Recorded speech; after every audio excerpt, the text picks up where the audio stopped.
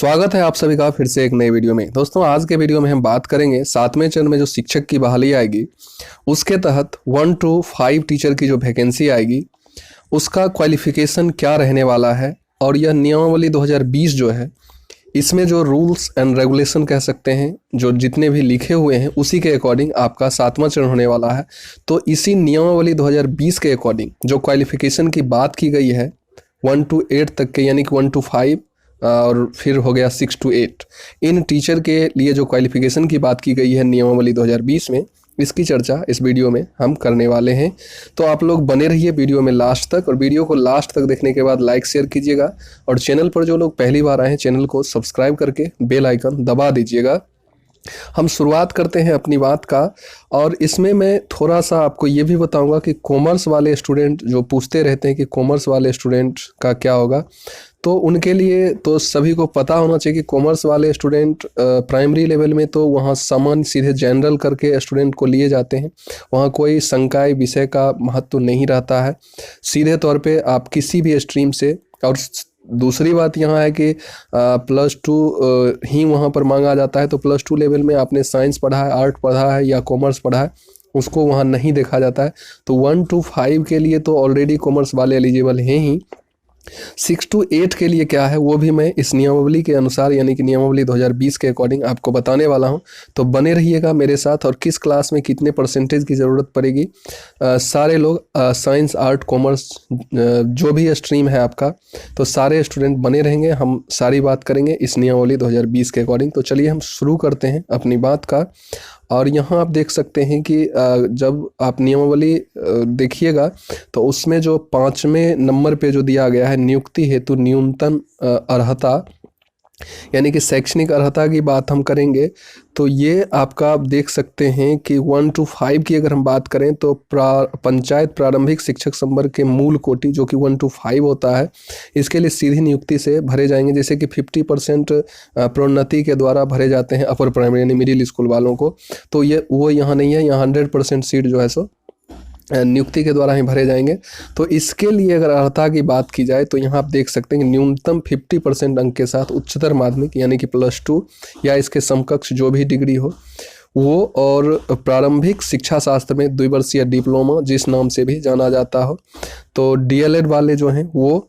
उसके बाद देख सकते हैं कि दूसरा जो है न्यूनतम 45% अंकों के साथ उच्चतर माध्यमिक या इसके समकक्ष, ठीक है। और प्रारंभिक शिक्षा शास्त्र में द्विवर्षीय डिप्लोमा जिस नाम से भी जाना जाता हो, जो राष्ट्रीय अध्यापक शिक्षा परिषद यानी कि NCTE जो है उससे जो है क्या है विनिमय 2002 के अनुसार प्राप्त किया हो, मान्यता प्राप्त हो। तो ऐसे करके ये आप देख सकते हैं, ये यानी कि कह सकते हैं कि न्यूनतम +2 जो है 50% मार्क्स के साथ आपका होना चाहिए। BEd या DLED कोई भी आपका चलेगा।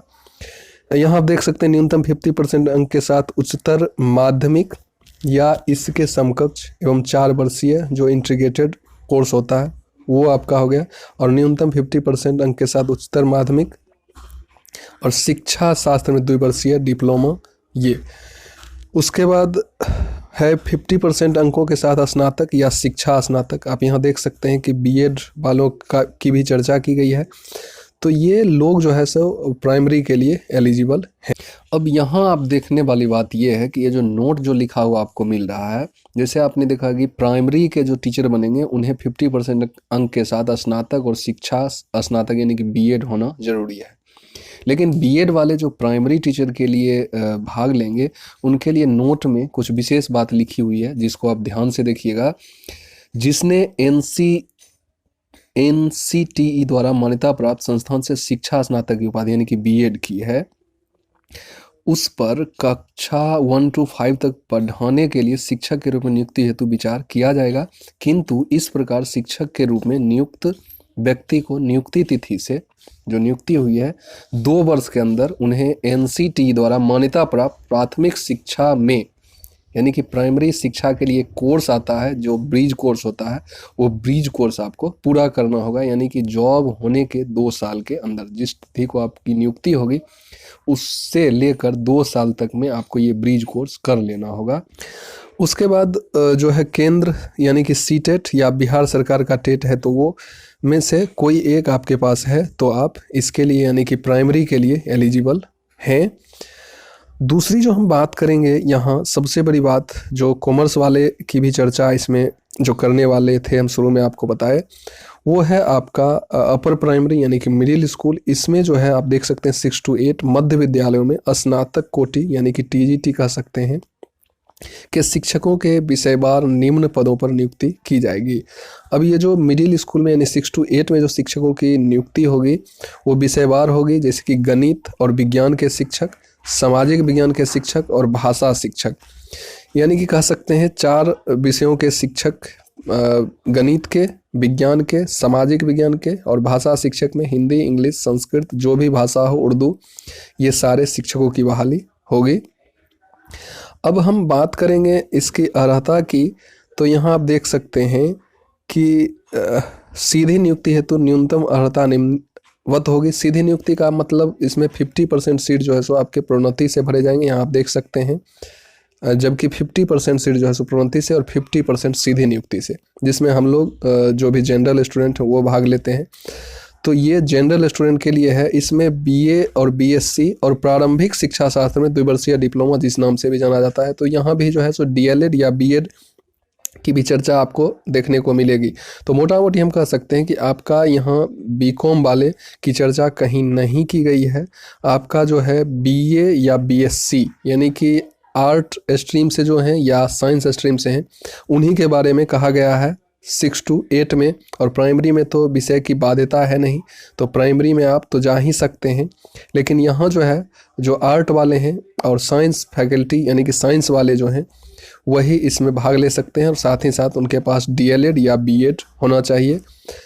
और उसके बाद जो है उनके पास पेपर 2 यानी कि सीटेट की बात करें तो सीटेट पेपर 2 होना चाहिए, या बीटेट यानी बिहार टेट भी अगर हैं तो उनके पास बीटेट का भी पेपर 2 ही होना चाहिए।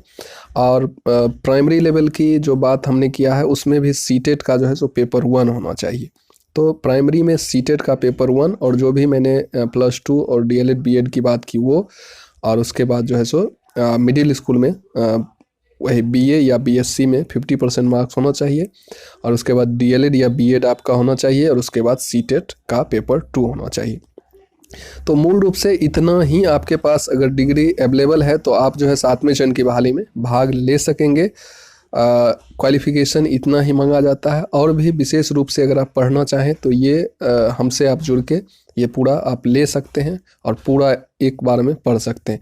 फिर इसमें जो भी इम्पोर्टेंट बात है और भी इम्पोर्टेंट बात है उसके लिए मैं फिर से एक वीडियो ला के आप लोगों के समक्ष रखूँगा।